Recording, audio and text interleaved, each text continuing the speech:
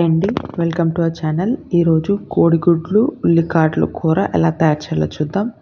ఈ రెసిపీ రైస్లోకి రోటీలోకి చాలా బాగుంటుందండి. ఈ రెసిపీకి కావాల్సిన పదార్థాలు ఏంటో, తయారు చేసే విధానం ఏంటో ఒకసారి చూసేద్దాం.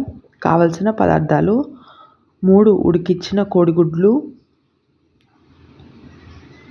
4 కట్ల ఉల్లికాడలు ముక్కలుగా కట్ చేసుకున్నవి, 3 ఉల్లిపాయలు చిన్న ముక్కలుగా కట్ చేసుకున్నవి, 2 పచ్చిమిరపకాయలు పొడుగ్గా కట్ చేసుకున్నవి, 1 స్పూన్ జీలకర్ర, 2 రెమ్మల కరివేపాకు,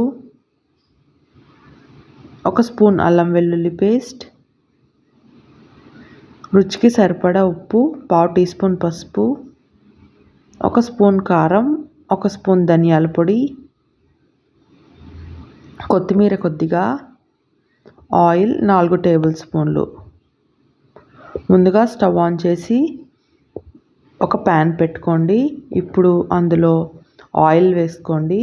అందులోనే ఉప్పు ఇంకా పసుపు వేసుకొని ఉడికించిన కోడిగుడ్లని చిన్నగా కట్ చేసి అందులో వేసుకోండి.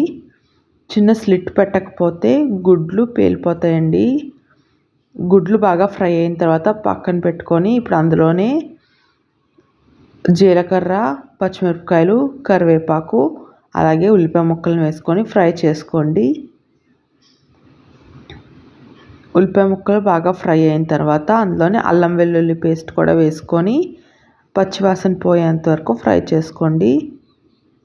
అల్లం వెల్లుల్లి పేస్ట్ పచ్చివాసన పోయిన తర్వాత ముందుగా కట్ చేసి పెట్టుకున్న ఉల్లికాడలను కూడా వేసుకొని బాగా కలుపుకోండి.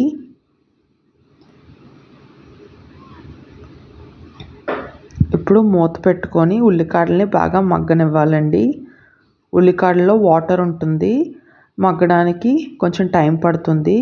ఉల్లికాడలు మగ్గిన తర్వాత అందులోనే కారం ఇంకా ధనియాల పొడి వేసుకొని బాగా కలుపుకోండి.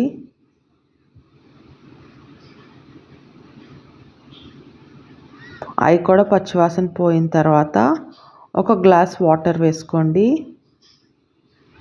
ఒకసారి మొత్తం బాగా కలుపుకొని అందులో ఫ్రై చేసి పెట్టుకున్న కోడిగుడ్లను వేసుకొని మూత పెట్టుకొని కూర దగ్గరికి అవ్వనివ్వండి. కూర బాగా దగ్గరికి అయిన తర్వాత అందులోనే కట్ చేసుకున్న కొత్తిమీరని వేసుకొని ఒకసారి బాగా కలుపుకొని